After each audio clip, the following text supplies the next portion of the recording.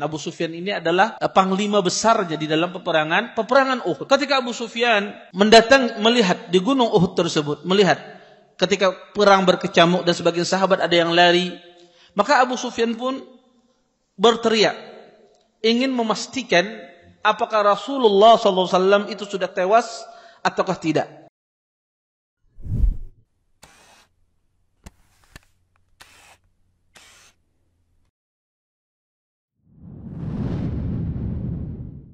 Assalamualaikum warahmatullahi wabarakatuh.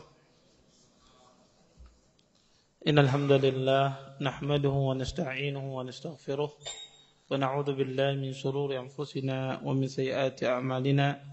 May yahdihillahu fala mudilla lahu wa may yudlil fala hadiya lahu.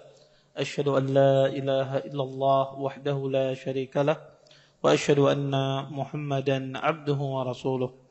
فإن أصدق الحديث كتاب الله وخير الهدي هدي محمد صلى الله عليه وسلم وشر الأمور محدثاتها وكل محدثة في الدين بدعة وكل بدعة ضلالة وكل ضلالة في النار. أما بعد.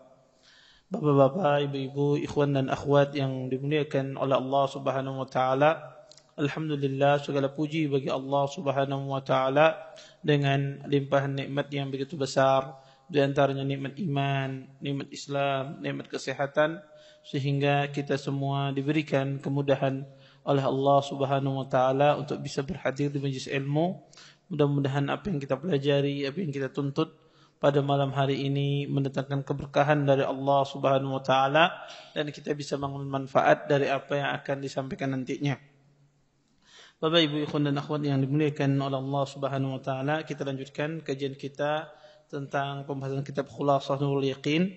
Kita masih pada peristiwa peperangan Uhud. Berkata Syekh, Al-Qatla, adapun orang yang tewas di dalam peperangan Uhud, wa qutila minal muslimin fi Uhudin akthar min 70 wa minal musyrikina 23. Kata beliau, telah tewas di kalangan kaum muslimin di dalam peperangan Uhud lebih dari 70 orang. Dan dari orang musyrikin itu kurang lebih 23 orang. Waqad massalat Quraisyun biqatlal muslimin tamsilan fadhi'a. Sungguh orang-orang Quraisy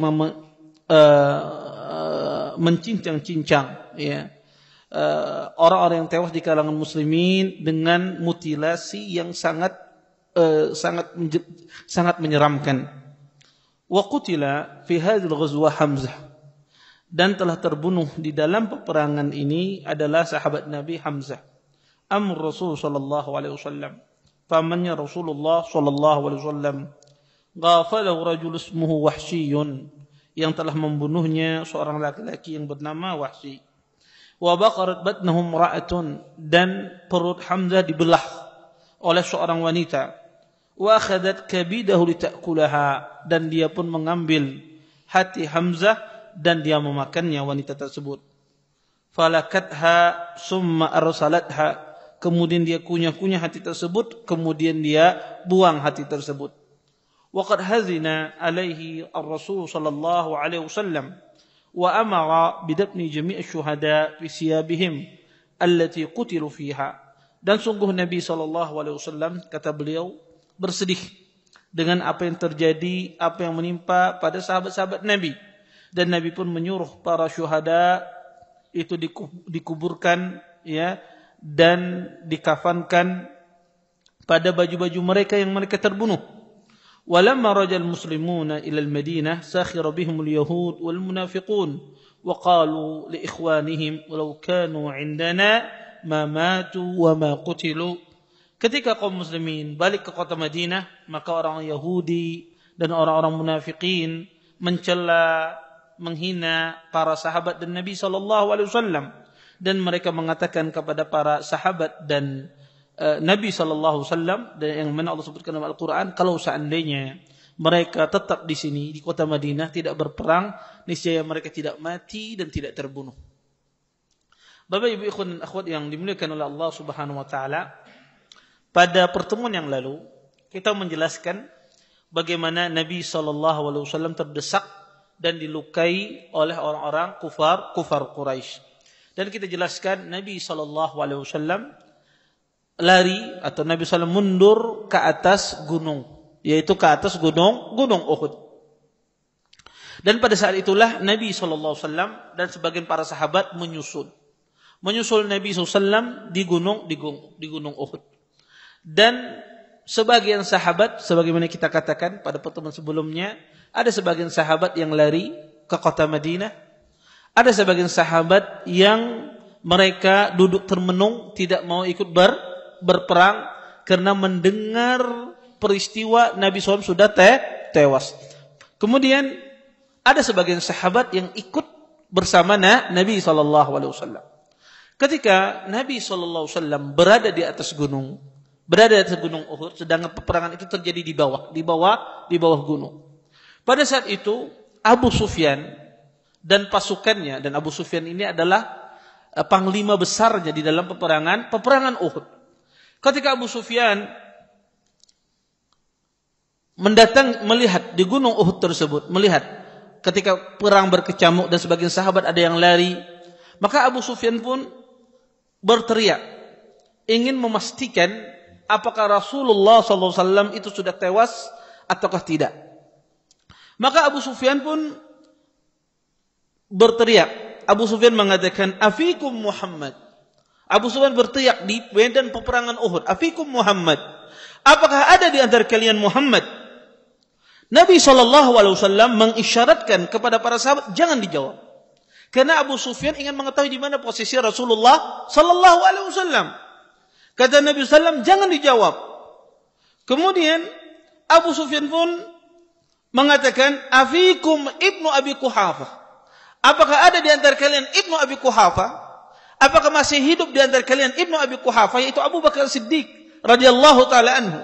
Nabi pun mengisyaratkan kepada para sahabat jangan dijawab, kata Rasulullah. Kemudian Abu Sufyan pun berteriak kembali, "Afikum Umar bin Khattab." Apakah di antara kalian ada Umar bin Khattab? Maka Nabi pun mengisyaratkan kepada sahabat jangan dijawab. Abu Sufyan orang yang sangat cerdas. Kenapa? Dia mengisyaratkan kepada Rasulullah, Abu Bakar dan Umar. Kalau 3 orang ini sudah tidak ada, maka hancur sudah pasukan kaum muslimin. Karena 3 orang ini simbol Rasulullah SAW, panglima perang. Abu Bakar adalah sahabat Nabi SAW dan Umar terkenal dengan pemberaniannya. Simbol bagi kaum muslimin di dalam medan peperangan. Maka kata Abu Sufyan, sesungguhnya mereka telah mati. Kata Abu Sufyan, sesungguhnya mereka ini telah mati. Dan kalau seandainya mereka masih hidup, kata Abu Sufyan, la ajabu, niscaya mereka akan menjawab seruan saya ini, tantangan saya ini. Umar bin Khattab radhiyallahu taala anhu, beliau tidak bisa menahan diri beliau. Ya, padahal Nabi SAW mengisyaratkan jangan dijawab. Umar bin Khattab tidak bisa menjawab, tidak bisa menahan diri beliau. Maka Umar pun berteriak, "Ai aduwallah," kata Umar. "Innal ladzina dzakartuhum ahya wa qad abqallahu ma yasu'uk." Kata Umar, "Wahai musuh Allah, yang engkau sebutkan tadi namanya semuanya masih hidup. Dan mereka semuanya hidup dan akan memberikan mudarat kepada engkau." Kemudian Abu Sufyan pun mengatakan kepada Umar bin Khattab untuk memanasi Umar. Kata Abu Sufyan, "Faqad kana fikum muslah, lam amur bihi wa lam tusu'ni." Kata Abu Sufyan, "Wahai Umar, sesungguhnya kami telah memutilasi orang-orang di antara kalian, sahabat-sahabat yang tewas di medan peperangan, dan sama sekali hal tersebut tidak membahayakanku," kata Abu Sufyan. Padahal orang Arab zaman dahulu ketika mereka berperang, mereka tidak ada istilah boleh memutilasi orang. Ketika terbunuh sudah. Maka tidak pernah orang Arab ketika mereka berperang itu memutilasi dari zaman dahulu. Sejak zaman jahiliyah sampai pada peperangan Uhud. Kenapa mereka orang-orang kufar Quraisy memutilasi, di antaranya adalah Hamzah bin Abdul Muttalib yang disebutkan oleh Syekh tadi? Karena kebencian mereka yang begitu besar. Begitu besarnya benci mereka sehingga mereka keluar dari aturan peperangan. Sehingga mereka mutilasi sebagian sahabat Nabi SAW. Kemudian Abu Sufyan pun mengatakan, kata Abu Sufyan, "U'lu Hubal." Abu Sufyan menyuruh pasukannya, tinggikan, agungkan berhala Hubal. Pujilah berhala Hubal. Serukan takbir, bahasa kitanya adalah untuk berhala Hubal. Kemudian kata Nabi, "La tujibunahu." Jangan kalian jawab. Kemudian para sahabat, "Mana qul biha ya Rasulullah?" Apa yang kita katakan wahai Rasulullah? Kemudian kata Nabi, "Qulu Allahu a'la wa ajal." Katakan kata Nabi sallallahu alaihi wasallam, katakan Allah lah yang maha tinggi dan yang maha mulia. Kemudian para sahabat pun mengatakan Allahu a'la wa ajal. Berkata Abu Sufyan, "Lana Uzza wa la Uzza lakum." Sesungguhnya kami memiliki Tuhan namanya Uzza dan tidak ada kemuliaan bagi kalian hari ini, kata Abu Sufyan. Kemudian kata Nabi sallallahu alaihi wasallam, "La tujibunahu." Jangan kalian jawab. Kemudian sahabat pun bertanya kepada Nabi, "Ma naqul?" Apa yang harus kita katakan wahai Rasulullah? Kemudian kata Nabi, "Qulu Allahu maulana la maula lakum." Katakan kata Nabi sallallahu alaihi wasallam, katakan sesungguhnya Allah pelindung kami dan bukan pelindung kalian. Kemudian berkata Abu Sufyan, "Yaumu bi yaumi Badrin wal harbu sijal." Kata Abu Sufyan, sesungguhnya hari ini sebagai ganti balasan di peperangan Badar. Karena orang kufar Quraisy kalah di dalam peperangan Badar. Wal harbu sijal. Dan peperangan, kata Abu Sufyan, silih berganti, kadang dimenangkan ini, kadang dimenangkan ini. Kemudian maka Umar pun menjawab, "La sawa." Kata Umar, tidak sama. Tidak sama antara hari ini dengan perang Badar. Kata Umar, "Qatalana fil jannah wa qatalakum fin nar." Sesungguhnya orang tewas di antara kami, kata Umar bin Khattab, berada di surga. Dan orang yang tewas di antara kalian berada di neraka. Mendengar demikian, Abu Sufyan berkata, "Halumma ilayya ya Umar." Kata Abu Sufyan, "Kesini engkau wahai Umar." Abu Sufyan masih tidak tahu, tetapi dia tahu Nabi dan para sahabat berada di atas gunung. "Kesini engkau, turun engkau kesini wahai Umar." Kemudian setelah itu Abu Sufyan mengatakan, kata Abu Sufyan, "Ansyadakallah ya Umar, aqatalna Muhammadan." Kata Abu Sufyan, "Demi Allah wahai Umar, saya ingin bertanya kepada engkau, apakah kami telah membunuh Muhammadan, Nabi Muhammad?" Abu Sufyan masih tidak tahu Nabi Muhammad ini masih hidup apa meninggal. Makanya beliau bertanya kepada Umar, "Jujurlah wahai Umar, saya bersumpah dengan nama Allah, apakah kami telah membunuh Muhammad? Apakah Nabi Muhammad telah tewas di antara kalian?" Kemudian kata Umar, "Allahumma la." Tidak, kata beliau. "Innahu la yastami'u kalamaka al-an." Sesungguhnya Rasulullah sedang mendengar pembicaraan engkau sekarang. Kemudian berkata Abu Sufyan, "Anta asdaqun indi min ibni Kuma'ah wa abar."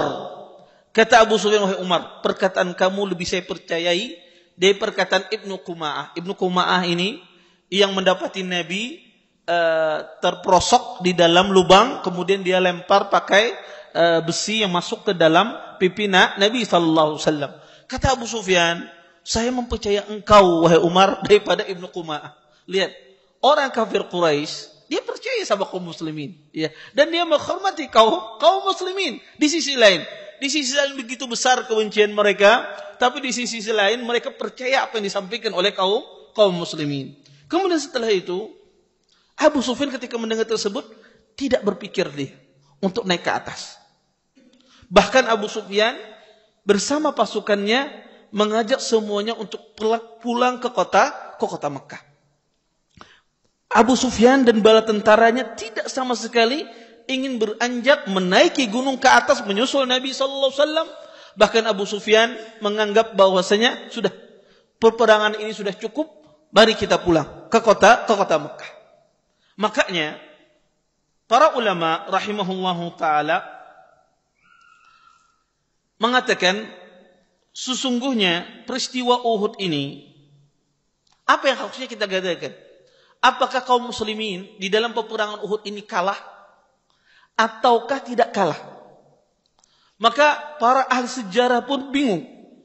Mereka mengatakan, ada di antara mereka mengatakan kaum muslimin di dalam peperangan Uhud ini telah kalah. Ada lagi sebagian ahli sejarah mengatakan tidak kalah. Kaum muslimin di dalam peperangan Uhud. Kalau kita perhatikan Bapak Ibu, ikhwan dan akhwat yang dimuliakan oleh Allah Subhanahu wa taala, orang kalau di dalam peperangan, biasanya musuh itu kalau dia menaklukkan suatu pasukan, dia tidak akan langsung pergi. Dia akan berada di sana berhari-hari untuk memastikan menguasai tempat tersebut. Ini yang pertama. Kemudian yang kedua, biasanya dalam medan peperangan orang itu kalah kalau pasukannya lari semua. Di sini sebagian sahabat tetap masih berperang. Betul, ada sebagian sahabat yang lari ke kota Madinah, tapi sebagian besar mereka berperang bersama Nabi sallallahu alaihi wasallam. Kemudian yang ketiga Bapak Ibu, ikhwan dan akhwat yang dimuliakan oleh Allah Subhanahu wa taala, kalau kita perhatikan jalan peperangan, banyak juga yang terbunuh di kalangan orang-orang kafir Quraisy. 23 orang. Dan Nabi SAW, Abu Bakar, Umar, sahabat-sahabat, tokoh-tokoh di dalam peperangan tidak terbunuh. Dan Nabi masih berperang.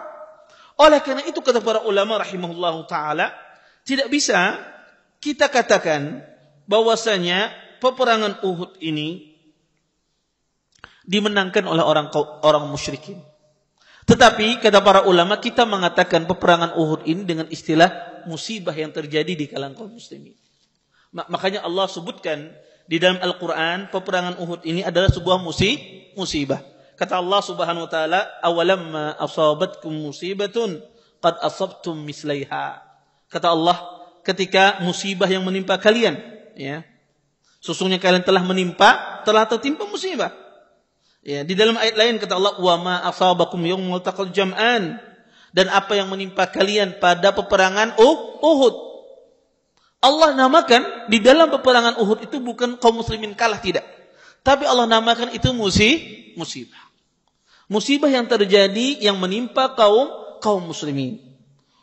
Kemudian Bapak Ibu ikhwan dan akhwat yang dimuliakan oleh Allah Subhanahu wa taala, ketika di dalam peperangan Uhud, Nabi SAW ketika berada di atas, Nabi SAW beliau mulai mengumpulkan para sahabat yang asalnya tercecer kemana-mana, mulai sahabat menuju Nabi SAW ke atas gunung, berkumpul bersama Nabi SAW. Ketika para sahabat sudah berkumpul bersama Nabi SAW di atas gunung, maka Nabi SAW memerintahkan kepada para sahabat Nabi SAW untuk mengumpulkan orang-orang muslimin, kaum muslimin yang tewas di medan peperangan. Disebutkan oleh ahli sejarah, yang tewas di medan peperangan tersebut kurang lebih 73 orang. Ada sebagian sahabat itu tewas kemudian dibawa ke Madinah. Maka Nabi menyuruh untuk dikembalikan ke Uhud, dikuburkan di tempat di mana mereka meninggal. Kemudian Nabi SAW memerintahkan para sahabat tersebut dikuburkan dengan baju-baju mereka. Ya, dikuburkan dengan baju-baju mereka dan tidak dimandikan. Kemudian Nabi SAW mensolati para sahabat-sahabat Nabi SAW. Bahkan di antara para sahabat Nabi ketika dikuburkan kadang dikumpulkan dalam satu lahat. Dan Nabi SAW menyuruh yang pertama kali dimasukkan adalah orang yang hafal Quran, kata Nabi. Kalau ada jumlah sahabat dikumpulkan di dalam satu lahat, di dalam satu liang kubur, Nabi SAW memerintahkan yang pertama kali dimasukkan adalah orang yang hafal Quran, baru setelahnya. Kemudian Bapak Ibu ikhwan dan akhwat yang dimuliakan oleh Allah Subhanahu wa taala, ketika Nabi SAW dan para sahabat berada di atas gunung, maka tentu di sini banyak pelajaran yang bisa kita ambil di dalam peristiwa perang Uhud ini. Pertama, Bapak Ibu ikhwan dan akhwat yang dimuliakan oleh Allah Subhanahu wa taala, kalau kita ingin ambil pelajaran bahwasanya sahabat terpojokkan, Rasulullah SAW dan para sahabatnya terpojokkan di dalam peperangan Uhud akibat satu kesalahan yang dilakukan oleh para pemanah. 50 orang pemanah ditugasi oleh Nabi untuk tidak meninggalkan tempatnya, tapi 40 orang tidak mentaati Rasulullah sallallahu alaihi wasallam. 40 orang tidak mengindahkan perintah Nabi sallallahu alaihi wasallam, mereka lupa. Sehingga akibat perbuatan 40 orang, kaum mukminin mendapatkan musibah yang sangat besar, musibah yang luar biasa. Banyak di kalangan kaum muslimin tewas di dalam peperangan Uhud. Makanya kata para ulama rahimahullahu taala, di dalam peperangan Uhud itu banyak sekali musibah. Disebutkan oleh para ulama. Musibah yang pertama adalah musibah para pemanah menyelisih perintah Nabi sallallahu alaihi wasallam. Ini musibah yang pertama yang terjadi di dalam peperangan Uhud. Musibah yang kedua yang terjadi di dalam peperangan Uhud adalah musibah sebagian kaum muslimin tidak mau lagi berperang.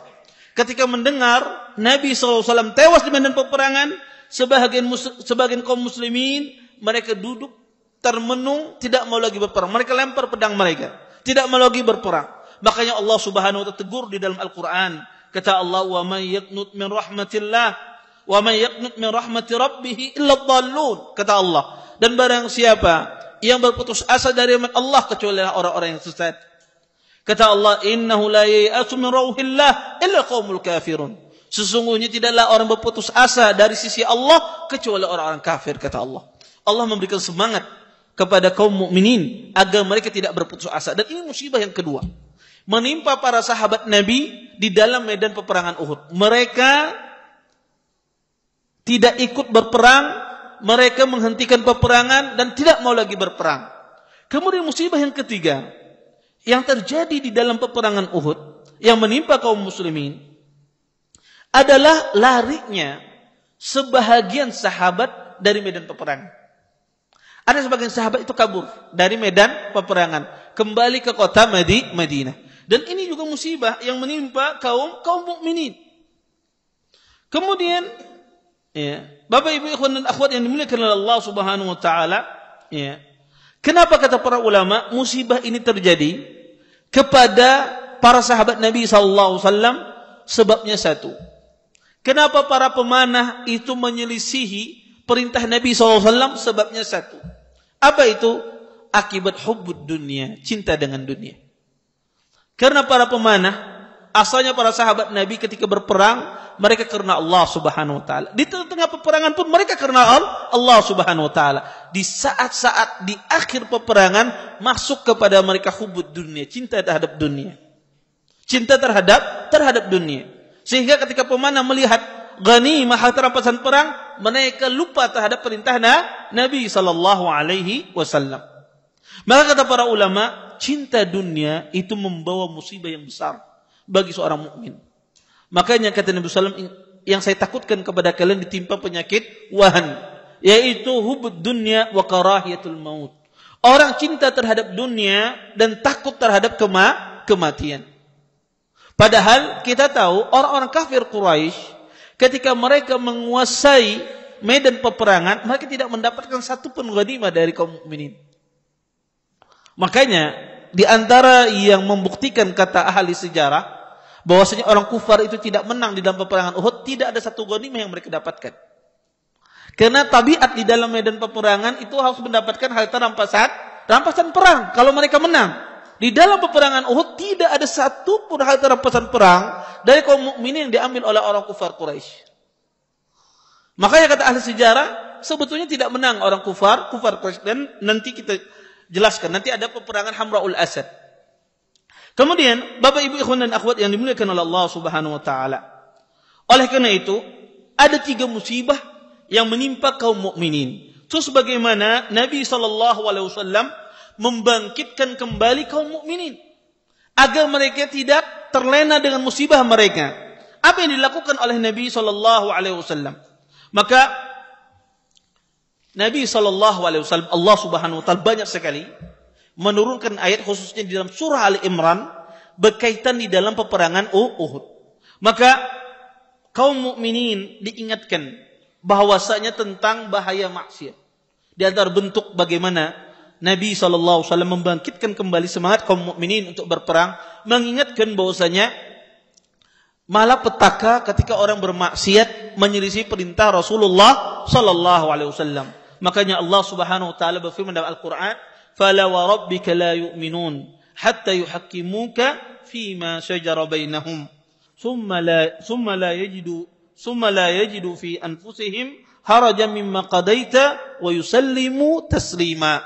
Kata Allah Subhanahu wa taala, demi Tuhanmu, sungguh mereka tidak beriman sampai menjadikan engkau hakim di antara perselisihan mereka, dan mereka tidak mendapati di hati-hati mereka, di diri mereka rasa berat terhadap apa yang engkau putuskan, dan mereka menerima dengan sepenuh hati terhadap keputusanmu.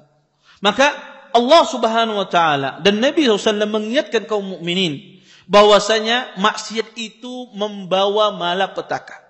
Makanya Bapak Ibu, kalau orang itu bermaksiat, maka maksiat itu membawa suatu musibah ke dalam kehidupan kita. Apapun maksiat yang kita kerjakan itu membawa musibah di dalam kehidupan kita.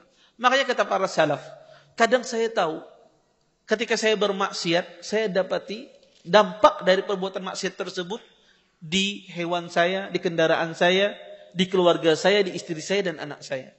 Kadang subhanallah, orang itu ketika dia bermaksiat kepada Allah Subhanahu wa taala, mungkin dampak maksiat itu tidak berdampak langsung kepadanya. Tapi kadang dampak maksiat itu dia dapatkan kepada anaknya, kepada istrinya, ya. Istrinya mulai cemburut, kadang tahu apa-apa. Ya.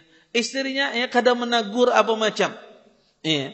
Kadang dia dapati anaknya nakal luar biasa misalnya. Tiba-tiba, kadang-kadang dampak maksiat itu luar biasa. Kadang dia dapati di kendaraannya. Ya, musibah betul-betul di kendaraannya, dicuri oranglah mobilnya atau diambil oranglah ban mobilnya dan seterusnya. Maka kata para ulama rahimahullahu taala, kadang maksiat itu dampaknya kadang tidak kepada kita langsung, bisa jadi kepada istri kita, kepada keluarga kita, kepada kendaraan kita. Kemudian yang kedua, bagaimana Nabi sallallahu alaihi wasallam membangkitkan semangat para sahabat. Nabi SAW dan para sahabat ya, dibangkitkan oleh Rasulullah SAW para sahabat tentang bahayanya dunia dan hendaknya seseorang menjauhi dunia. Makanya Nabi SAW mengingatkan di dalam hadisnya, "Inna dunya khulwatun khadirah." Kata Nabi SAW, sesungguhnya dunia itu manis lagi hijau. Ya. Kata Nabi SAW, "Wa inni mustakhlifukum fiha, fayanzur kaifa ta'malun." Fattaqud dunya wattaqun nisa. Kata Nabi sallallahu alaihi wasallam, hati-hatilah dari dunia dan hati-hatilah dari wanita. Kemudian di antara bentuk Allah di antara bentuk Nabi SAW membangkitkan semangat kaum mukminin bahwasanya ingin menjelaskan, dan ini juga pelajaran bagi kaum mukminin, bahwasanya kesalahan satu orang, dosa satu orang menyebabkan musibahnya menimpa banyak orang. Akibat dosa satu orang, musibahnya menimpa banyak orang. Ini dilakukan oleh 40 orang melanggar apa yang diperintahkan oleh Nabi sallallahu alaihi wasallam, tapi dampaknya kepada seluruh pasukan. Makanya kata para ulama rahimahullahu taala, ketika ada musibah menimpa kita, maka Anda jangan menyangka bahwasanya kesolehan itu Anda ketika Anda soleh, beribadah, istri Anda, anak Anda semuanya soleh, beribadah kepada Allah Subhanahu wa taala, tiba-tiba dapat musibah, dapat kebanjiran dan seterusnya. Maka ketahuilah musibah itu kadang-kadang bukan datang dari kita. Kadang-kadang datang dari orang lain. Dia melakukan perbuatan mungkar, perbuatan maksiat di tempat kita, di daerah kita, kemudian Allah hukum semuanya. Ya. Dan ini pentingnya orang itu ingkaru mungkar, mengingkari sebuah kemungkaran yang ada di masyarakat. Ya. Seorang berusaha dia mengingatkan orang lain. Kenapa? Karena kalau musibah itu menimpa pada suatu kaum, akan menimpa semuanya. Baik itu yang soleh ataukah yang tidak soleh, semuanya akan dapat. Ya. Makanya jangan pernah merasa aman. Walaupun kita banyak beribadah kepada Allah, ada tetangga kita, ada saudara kita melakukan perbuatan maksiat, jangan merasa aman. Kita tidak terkena musibah. Bisa jadi musibah itu menimpa kita semua. Kemudian Bapak Ibu ikhwan dan akhwat yang dimuliakan oleh Allah Subhanahu wa taala, kata para ulama rahimahullahu taala, ada beberapa faedah ya.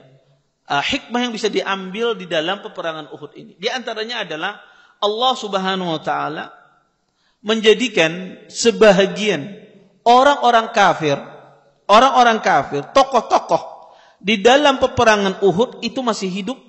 Mereka tidak dikalahkan di dalam peperangan Uhud, tidak tewas di dalam peperangan Uhud, bahkan mereka masih hidup. Ada hikmah yang luar biasa. Di antara hikmah yang luar biasa adalah semua tokoh di dalam peperangan Uhud, pembesar dari kufar Quraisy di dalam peperangan Uhud semuanya masuk Islam. Abu Sufyan, dia adalah panglimanya, panglima intinya masuk Islam. Kemudian ada 3 lagi panglima yang membantu Abu Sufyan, di antara Sufyan ibn Umayyah, Ikrimah bin Abi Jahal, Khalid bin Walid. 3 orang ini semua yang masuk Islam. Bahkan Wahsy yang membunuh Hamzah bin Abdul Muttalib juga masuk Islam. Maka kata para ulama rahimahullahu taala, ada hikmah yang luar biasa. Kenapa Allah jadikan kaum muslimin terdesak dan orang-orang kufar Quraisy tidak terbunuh pada saat tersebut? Allah menginginkan mereka masuk Islam. Dan betul, ketika mereka masuk Islam, mereka punya athar, punya jasa yang luar biasa bagi kaum muslimin. Bahkan banyak peperangan itu dimenangkan oleh orang-orang ini. Mereka jadi panglimanya. Di antaranya Khalid bin Walid. Bahkan dikatakan Khalid bin Walid tidak pernah kalah di dalam peperangan. Khalid bin Walid tidak pernah kalah dalam peperangan. Makanya para sahabat Nabi SAW, ketika di dalam peperangan Yarmuk, bagaimana besarnya tentara Romawi, ratusan ribu orang berperang dengan kaum muslimin yang jumlahnya puluhan ribu saja, dikalahkan oleh Khalid bin Walid. Makanya Khalid bin Walid pada masa Umar bin Khattab radhiyallahu taala anhu dipecat oleh Umar jadi panglima perang. Ya, dipecat oleh Umar bin Khattab jadi panglima perang. Bukan Umar bin Khattab murka, tidak.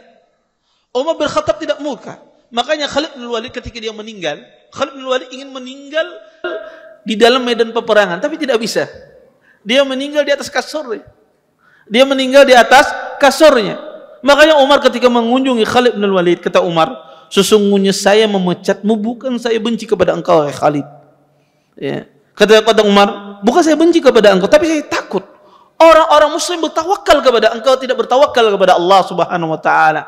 Karena setiap kali engkau maju sebagai panglima, maka mereka berharap bahwasanya kemenangan itu berasal dari engkau, bukan berasal dari Allah. Itu yang ditakutkan oleh Umar bin Khattab. Ya. Makanya Khalid bin Walid sangat terkenal dan jasanya luar biasa bagi kaum muslimin. Kemudian kata para ulama, di antara faedah juga hikmah yang besar adalah kaum muslimin mengetahui besarnya, agungnya perintah Nabi SAW. Satu perintah dilanggar, maka kekalahan yang ditimpakan pada kaum terbaik. Makanya kata para ulama, kalau pian zaman sekarang ini ditimpa musibah bertubi-tubi, jangan pusing. Kenapa? Sahabat satu sunnah saja dilanggar, satu perintah Nabi saja dilanggar, kalah mereka. Padahal mereka adalah generasi terbaik. Kita ini subhanallah mungkin sembahyang jarang, ya. Kemudian sembahyang tahajud jarang, mungkin juga puasa sunnah jarang, membaca Al-Quran mungkin jarang. Kemudian ditimpa banyak musibah, itu wajar. Baru hanya sembahyang berjamaah 5 waktu, ya sembahyang berjamaah 5 waktu, kemudian ditimpa musibah, langsung dia, ya Allah, apa dosa ulun ini? Padahal banyak musibah, banyak dosa yang kita lakukan. Maka kata para ulama, wajar sekali orang itu tertimpa musibah. Kemudian di antara hikmah yang bisa kita ambil di dalam peperangan Uhud ini juga kata para ulama rahimahullahu taala, bahwasanya banyak dari kaum muslimin yang tewas di medan peperangan dan mereka semuanya mati syahid. Ya, dan ini merupakan sebuah kemuliaan sebetulnya. Walaupun pada hakikatnya ini menyedihkan bagi kaum mukminin, dari sisi lain ini adalah kemuliaan. Kemuliaan bagi kaum orang-orang beriman, karena mereka mati dalam keadaan mati syahid yang didambakan oleh para kaum mukminin, orang-orang beriman kepada Allah Subhanahu wa taala. Kemudian Bapak Ibu ikhwan dan akhwat yang dimuliakan oleh Allah Subhanahu wa taala, di dalam peperangan Uhud, maka Syekh tadi menjelaskan bahwasanya di dalam peperangan Uhud tersebut ada sebagian sahabat yang tewas di medan peperangan Uhud. Di antaranya adalah Hamzah bin Abdul Muttalib. Hamzah bin Abdul Muttalib, beliau tewas di medan peperangan Uhud. Padahal beliau adalah termasuk sahabat Nabi SAW dan juga paman Rasulullah SAW dan orang yang ditakuti di dalam peperangan. Kenapa orang kufar Quraisy sangat pengen membunuh Hamzah bin Abdul Muttalib? Karena salah satu sebab kekalahan terbesar di dalam peperangan Badar adalah ada campur tangannya Hamzah. Karena Hamzah melakukan banyak sekali membunuh, menumpas orang-orang kafir Quraisy. Fa'ala lanal afa'il, kata orang-orang kufar Quraisy. Hamzah telah melakukan banyak pembunuhan di kalangan kita. Sehingga mereka bersemangat betul untuk membunuh Hamzah bin Abdul Muttalib. Sampailah namanya Wahsy, walaupun setelah itu Wahsy masuk agama Islam, Wahsy pun menikam Hamzah, melempar tombaknya dari arah belakang. Hamzah tidak tahu, tidak melihat, dilempar dari belakang, maka matilah Hamzah dengan seketika.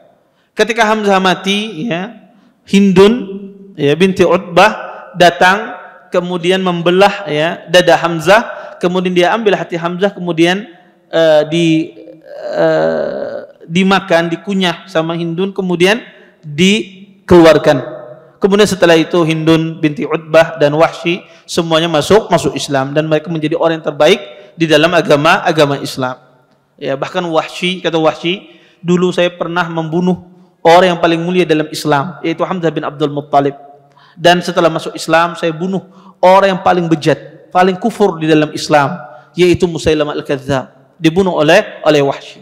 Kemudian di antara para sahabat juga yang terbunuh pada saat itu adalah Abdullah ibni Amr ibni Haram. Abdullah ibni Amr ibni Haram ini adalah seorang sahabat Nabi SAW yang pertama kali tewas di dalam peperangan Uhud. Sahabat yang pertama kali tewas dalam peperangan Uhud adalah Abdullah ibni Amr ibni Haram. Dikatakan ketika Abdullah bin Ubay menarik 300 pasukannya, karena di dalam peperangan Uhud asalnya ada 1000 orang. 300 ditarik oleh Abdullah bin Ubay. Mereka adalah orang-orang munafikin. Ketika Abdullah bin Ubay menarik 300 pasukannya, maka Abdullah bin Amr bin Haram melaknat, yang mencegah Abdullah bin Ubay menarik 300 pasukannya. Kata Abdullah bin Amr bin Haram, tabban laka, kata beliau, ab'adakallah, sayughni Allah azza wa jalla anka wa rasuluhul karim. Kata Abdullah bin Amr bin Haram, celaka engkau wahai Abdullah bin Ubay, sesungguhnya Allah subhanahu wa ta'ala tidak berhajat kepada engkau. Sesungguhnya Allah itu maha kaya, akan mencukupi dengan pasukan yang lainnya. Kemudian Abdullah bin Amr bin Haram, beliau tewas. Ketika beliau tewas, anak beliau Jabir bin Abdullah bin Amr bin Haram sangat sedih. Karena Abdullah bin Amr bin Haram ini termasuk sahabat yang tua. Ketika tewas, beliau meninggalkan banyak anak perempuan. Dan salah satu anak beliau adalah Jabir bin Abdullah. Maka Jabir pun sedihnya luar biasa. Jabir menutup wajah ayahnya, kemudian dibuka kembali. Ditutup lagi oleh Jabir, dibuka kembali. Sampai sebagian sahabat melarang Jabir, sudah, engkau dan Nabi tidak melarangnya. Jabir menutup, kemudian buka lagi, saking sedihnya dia. Melihat lagi wajah ayahnya ditutup lagi oleh Jabir, dibuka lagi, terus berulang-ulang. Sampai sahabat Nabi melarang, wahai Jabir, sudah cukup. Dan melihat demikian, Nabi pun mengatakan kepada Jabir dengan perkataan membahagiakan kepada Jabir. Kata Nabi SAW, kata Rasulullah SAW kepada Jabir, Ala ukhbiruka bima laki Allah azza wa jalla bi abak. Kata Nabi, ya Jabir, wahai Jabir, maukah engkau aku beritahukan apa yang ayahmu dapatkan di sisi Allah Subhanahu wa taala. Kemudian kata Jabir, bala ya Rasulullah, mau wahai Rasulullah. Kemudian kata Nabi sallam, ma kallamallahu ahadan illa min wara'i hijab. Kata Nabi sallam, tidak ada manusia yang berbicara kepada Allah kecuali belakang hijab. Semua orang berbicara kepada Allah di belakang hijab. Wa kallama abaka kifahan, dan bapakmu berbicara tanpa belakang hijab, kata Nabi sallam.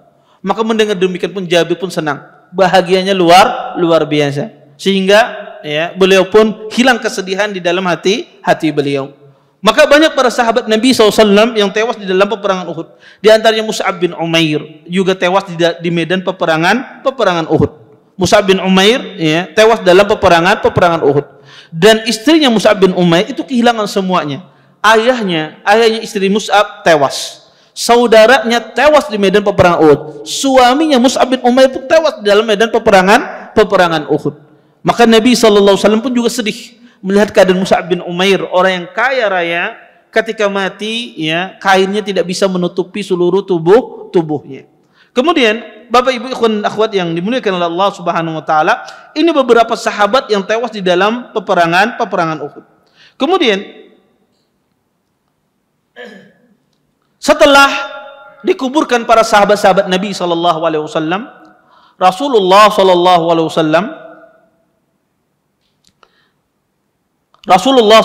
wasallam berkata kepada para sahabat Nabi sallallahu alaihi wasallam untuk pergi menuju Hamra'ul Asad. Kenapa? Karena Nabi SAW ingin menghadang orang kufar Quraisy. Karena orang kufar Quraisy di waktu medan peperangan Uhud, ketika Nabi berada di atas gunung, mereka tidak mengejar Nabi SAW. Kemudian Abu Sufyan memerintahkan kepada tentaranya untuk pulang menuju kota Mekah. Nabi SAW ketika terkumpul pasukan sahabat yang lari di kota Madinah kembali lagi, ya, terkumpul di sisi Nabi SAW kurang lebih 630 orang sahabat. Kemudian kata Nabi SAW, kita kejar mereka di Hamra'ul Asad. Hamra'ul Asad itu 8 mil dari kota Madinah. 8 mil dari kota Madinah. Maka para sahabat pun mengatakan, kami siap wahai Rasulullah untuk memerangi mereka di Hamra'ul Asad. Lihat, Nabi SAW membangkitkan kembali semangat para sahabat Nabi SAW. Dan Nabi SAW dalam kondisi yang sangat parah. Kita jelaskan minggu yang lewat bahwasanya luka yang luar biasa yang menimpa Nabi SAW. Satu hari dari peperangan, Nabi langsung menyuruh para sahabat untuk berangkat bersama beliau menghadang kembali di Hamra'ul Asad. Iya. Kemudian Rasulullah SAW mengatakan bahwasanya kata Nabi SAW harus kita buktikan, harus kita usir mereka, kata Nabi SAW, dari kota Madinah. Jangan sampai mereka balik lagi ke kota Madinah. Ini pikiran yang disampaikan oleh Nabi kepada para sahabat. Orang-orang kufar Quraisy pun juga demikian. Kata orang-orang kufar Quraisy, mereka mengatakan, nahnu lam nantasir illa intisaran juz'iyan. Kata orang kufar Quraisy, kita ini tidak menang. Kita hanya menang cuma sedikit istilahnya. Hanya menang pada bagian tertentu saja, tidak menang. Apanya yang menang? Rasulullah masih hidup, Abu Bakar masih hidup, Umar masih hidup, harta rampasan perang tidak ada. Apanya yang menang kata mereka? Akhirnya mereka membujuk Abu Sufyan untuk kembali ke kota Madinah, menghabisi mereka semuanya. Kemudian Nabi SAW ya mengajak para sahabat untuk mencegah orang kufar Quraisy di tempat namanya Hamra'ul Asad. Pada saat itu sebagian sahabat yang tidak ikut berperang di dalam peperangan Uhud datang kepada Nabi SAW. Mengatakan, ya Rasulullah, nakhruju ma'aka. Kata sahabat ini, wahai Rasulullah, kami ikut berperang bersamamu. Karena ada sebagian sahabat di dalam peperangan Uhud tidak ikut, karena ada istrinya sakit, keluarganya sakit dan seterusnya. Sehingga mereka datang kepada Nabi SAW, wahai Rasulullah, kami ikut bersama engkau berperang. Kemudian kata Nabi SAW, la. Kata Rasulullah SAW, tidak. Kemudian kata Nabi SAW, la yakhruj ma'ana illa man syahidal qital. Kata Nabi, tidaklah ikut berperang pada peperangan ini kecuali yang tadi ikut di dalam peperangan Uhud. Di sini Nabi SAW ingin membangkitkan semangat para sahabat. Kata Nabi SAW, apa yang terjadi di dalam peperangan Uhud tidak akan terjadi lagi pada kalian. Nabi SAW ingin membangkitkan kembali semangat para sahabat tadi yang asalnya lemah, dibangkitkan oleh Nabi. Saya percaya sama kalian, apa yang terjadi pada peperangan Uhud tidak akan terulang lagi pada peperangan Hamra'ul Asad. Akhirnya pun semua sahabat sepakat mereka keluar bersama Nabi SAW. 630 orang menuju Hamra'ul Asad. Di saat-saat Nabi menuju Hamra'ul Asad, Nabi mencari seseorang untuk menyampaikan kepada orang kufar Quraisy tentang perihal Nabi akan menyerang mereka di Hamra'ul Asad. Yaitu Nabi mengutus seseorang yang bernama Ma'bad ibn Abi Ma'bad al-Khuzai. Nabi bertemu dengan salah satu orang yang bernama Ma'bad ibn Abi Ma'bad al-Khuzai. Nabi berpesan mengirimkan surat. Kemudian surat ini pun dibawa oleh Ma'bad kepada Abu Sufyan. Abu Sufyan dan orang-orang kufar Quraisy bermusyawarah saat itu. Abu Sufyan ingin pulang ke kota Mekah, meneruskan perjalanan pulang. Tetapi Safwan bin Umayyah, Khalid bin Walid, Ikrimah bin Abi Jahal dan yang lainnya pengen tetap berada di kota Madinah, terus berperang melawan Nabi SAW. Maka di tengah-tengah mereka berdialog, datang Ma'bad ibn Abi Ma'bad al-Khuzai ini membawa surat dari Nabi SAW. Ketika membaca surat Nabi SAW, maka Abu Sufyan pun ketakutan. Kemudian kata Ma'bad al-Khuzai, dia mengatakan, Muhammadun qad kharaja lakum fi ashabi yatlubukum fi jam'in lam ara mislahu qad. Kata Ma'bad, sesungguhnya saya tadi melihat Nabi Muhammad telah keluar bersama pasukannya, bersama kaumnya, dan saya tidak pernah melihat jumlah pasukan yang begitu besar kecuali saat ini. Mendengar hal tersebut, maka Abu Sufyan pun ketakutan.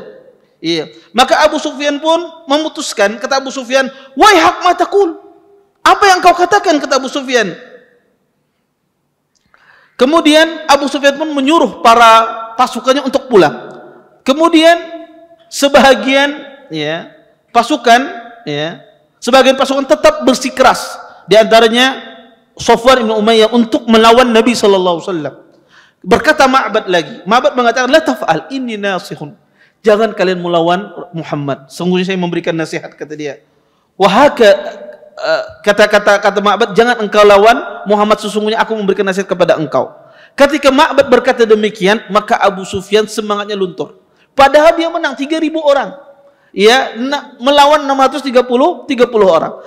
Semangat Abu Sufyan berperang luntur. Kemudian Abu Sufyan menulis surat, mengirimkan kepada Abdul Qais, kirim kepada Nabi SAW. Katakan kepada dia, "Ablighu Muhammadan anna qad ajma'na al-qurra linasta'silahu wa nasta'sil ashabahu." Kata Abu Sufyan, kasih tahu kepada Muhammad, sesungguhnya kami mengumpulkan pasukan, ingin menghabiskan, membumi hanguskan Muhammad dan pasukannya. Abu Sufyan mengancam balik. Ya. Tujuan Abu Sufyan apa? Agar Rasulullah balik ke kota Madinah. Ya. Dan Abu Sufyan meneruskan perjalanannya ke kota Mekah. Tetapi Nabi tetap melanjutkan. Mendengar kaum muslimin bergerak mendekati pasukan kufar Quraisy, maka Abu Sufyan pun sepakat dan orang-orang kufar Quraisy sepakat untuk cepat-cepat pulang. Akhirnya pun mereka pulang menuju kota Mekah. Ya. Dan mereka lari, dan Nabi berdiam di Hamraul Asad selama 3 hari untuk menunggu apakah mereka balik apa tidak. Selama 3 hari orang-orang kufar Quraisy tidak balik, menunjukkan mereka sudah sampai ke kota Mekah. Akhirnya pun Nabi pun balik ke kota Madinah.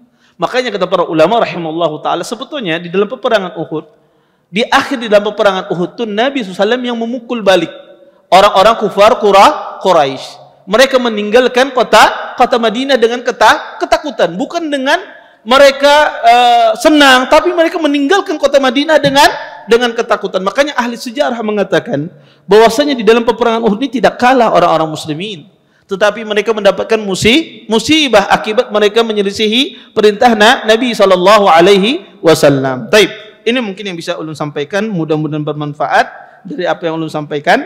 Mungkin sisa waktu yang ada, kalau ada yang bertanya silahkan. Nggih.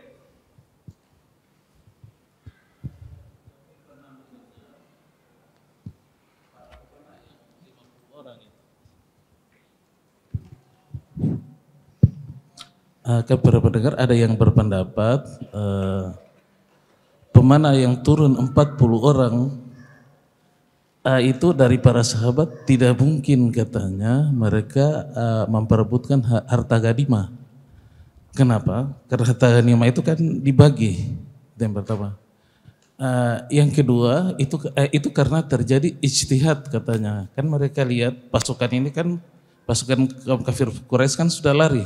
Jadi mereka beranggap dan menunggu perintah selanjutnya, katanya terlalu lama, belum. Sedangkan mereka lihat ini sudah lari, makanya mereka turun mengumpulkan itu. Tapi bukan tujuan mengambil harta itu, mengumpulkan aja. Apa benar pendapat ini? Kemudian yang kedua, agak ada begitu. Yang hadis yang mengatakan bahwa apabila kaum muslimin membayat 2 khalifah, maka bunuh khalifah yang terakhir. Apakah dengan dasar ini Yazid bin Muawiyah walaupun beliau tidak bukan tujuannya membunuh Hussein waktu itu, hanya menahan. Cuma pasukannya itu sampai membunuh Hussein.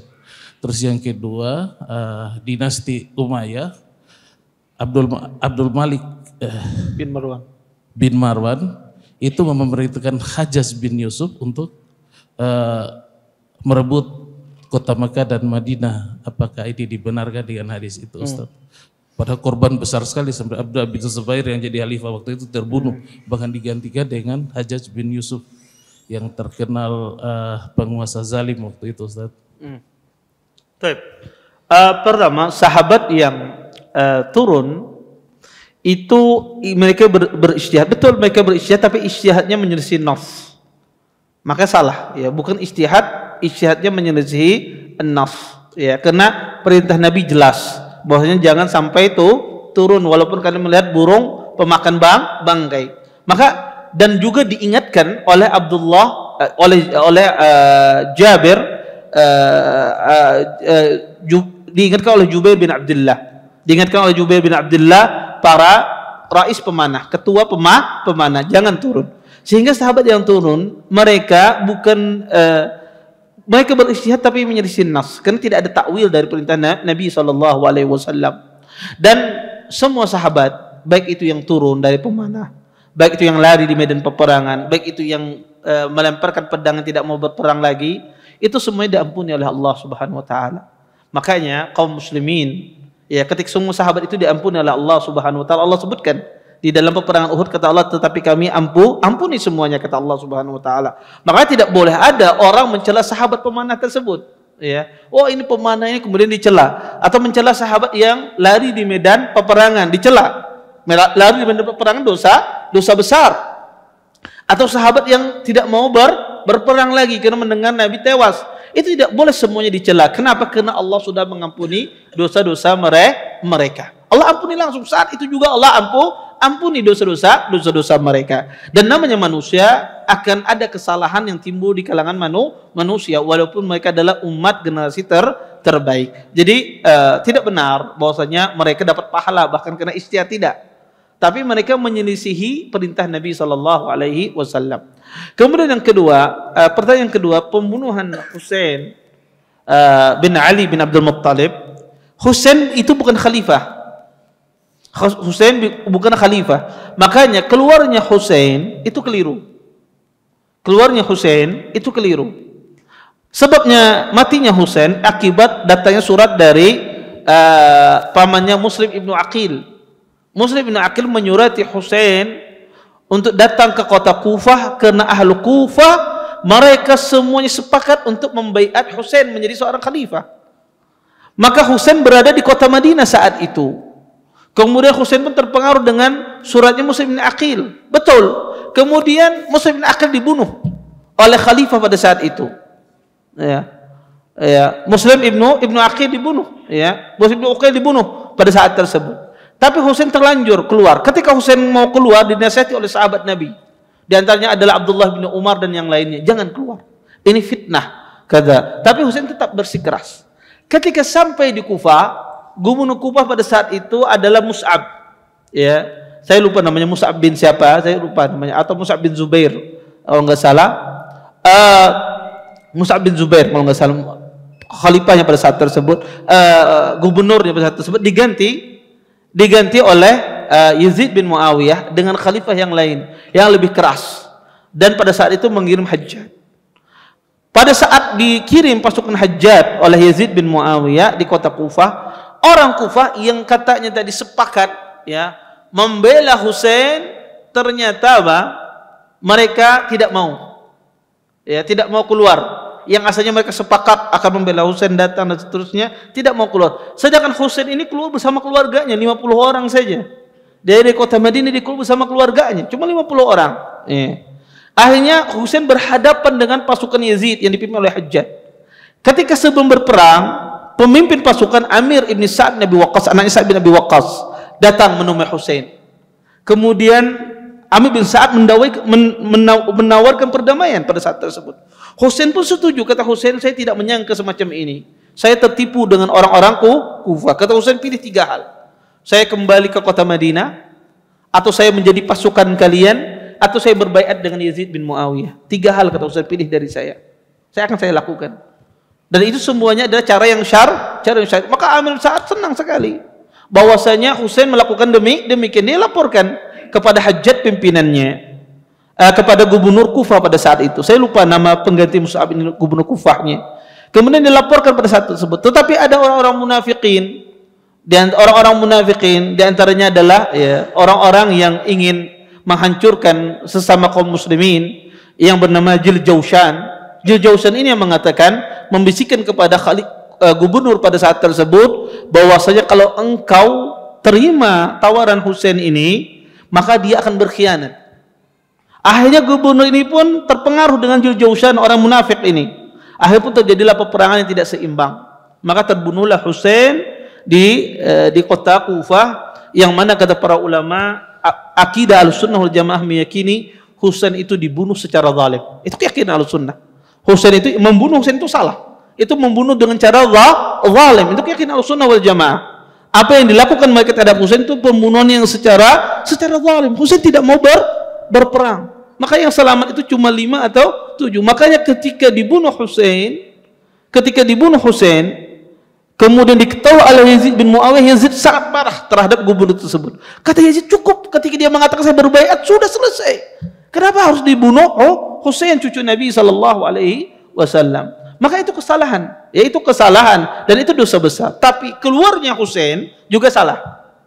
Keluarnya Husain itu juga salah, dan dinasihati oleh para sahabat Nabi SAW. Tapi ketika terbunuh cucu Nabi, dibunuh dengan cara yang zalim, itu adalah kezaliman kata Syekh Islam Taimiyah, yang tidak bisa dilupakan sejarah. Jadi Ahlussunnah punya keyakinan demikian. Bukan Ahlussunnah mendukung pembunuh Husain, tidak. Ahlussunnah bahkan mencela siapa yang membunuh Husain bin Ali Abdul Muttalib. Bahkan Ahlussunnah meyakini itu kezaliman yang luar biasa terhadap cucu Nabi SAW.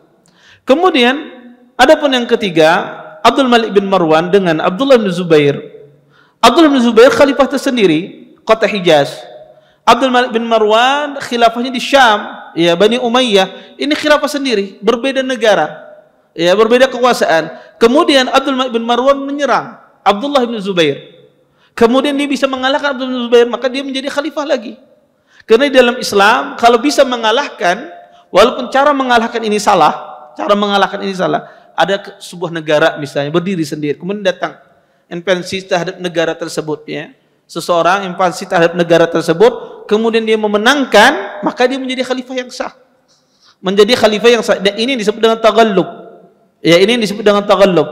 Walaupun cara taghallub ini awal-awalnya salah karena merebut punya orang. Tapi kalau dia menang, dia menjadi pemimpin yang sah. Adapun Abdul Malik bin Marwan sama Abdullah bin Zubair, ini 2 wilayah yang berbeda. Ini dikuasai oleh Abdullah bin Zubair, ini dikuasai oleh Abdul Malik bin Marwan. Dari Syam itu dikuasai oleh Abdul Malik bin Marwan. Di Hijaz, Makkah, Madinah dikuasai oleh Abdullah bin Zubair. Tapi Abdullah bin Zubair kalah di dalam peperangan. Maka akhirnya negara itu jatuh kepada Abdul Malik bin Marwan. Dan itu benar, kedua-duanya benar dalam kekhalifahan, karena masing-masing memiliki wilayah. Wallahu a'lam. Taib. Ada lagi yang lain? Enggak ada. Taib. Kita tutup dan doa kafaratul majelis. Subhanakallahumma bihamdika asyhadu an la ilaha illa anta astaghfiruka wa atubu ilaik. Assalamualaikum warahmatullahi wabarakatuh.